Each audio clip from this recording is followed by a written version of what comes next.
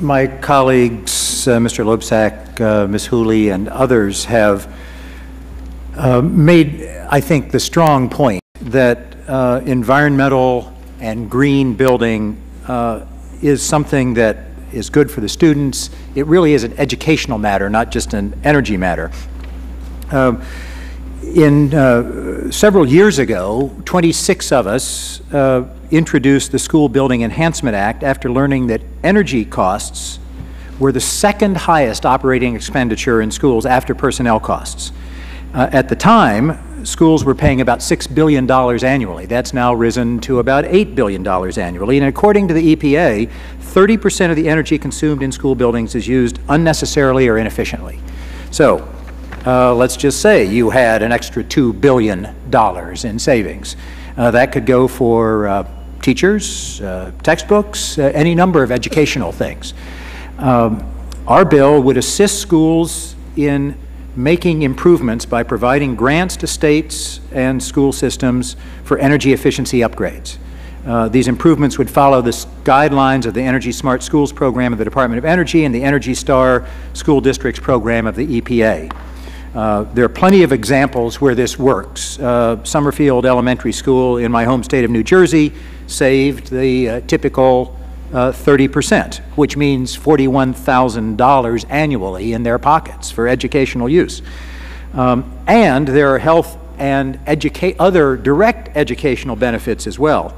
Daylighting, for example, can dramatically decrease the use of energy in schools, and according to a study of the National Renewable Energy Laboratory, students who learn in daylit classrooms have 5 to 14% better test scores, if you like test scores, than those who learn in non-daylit schools. So there's a direct educational advantage. So I encourage my colleagues here on the committee to join with Mr. Ehlers, Mr. Davis, Mr. Grijalva, Ms. Clark, Mr. Hare, Mr. Payne, and others in supporting this. Furthermore, having heard my colleagues talk about school construction from the point of view of realistic wages, prevailing wages, I'd be remiss if I didn't say a word or two about Davis-Bacon and their very, I must say with respect, their short-sighted way of trying to save money by cutting the wages of school construction workers. Yes, this goes back to the Depression era, and I'm proud to say that my father was very much involved in establishing wage standards back then.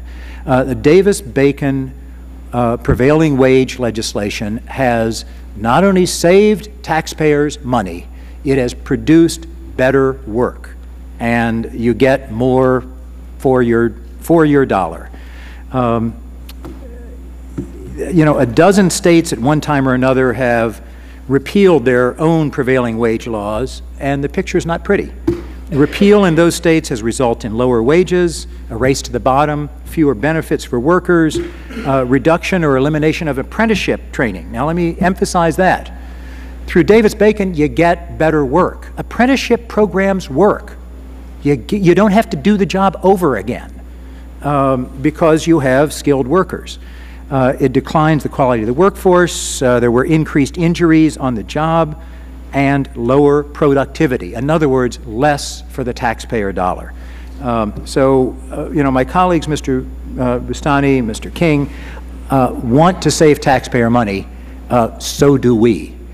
And it has been demonstrated, and they'll provide studies. I'm happy to provide studies, too, of what has happened in states where they've cut prevailing wage. I'm happy to provide studies, some of which were done in my own congressional district, that show that Davis-Bacon is good. And it's not about organizing, although, you know, union organizing is not such a bad thing, Mr. King. But that is not what it's about. In fact, according to the Department of Labor, 72% of the wage determinations, in other words, how they calculate prevailing wage, in the most recent determination that I could find, which was half dozen years ago, were based on non-union scales of labor. So no, this is not, sure, unions like this, but it is not primarily a union effort. The union wage prevails only if the Department of Labor determines that that is the prevailing wage in the region. Again, I will emphasize productivity is improved when Davis-Bacon is applied. And with that, I yield back my time. Thank you. Thank you for your testimony. Thank you to all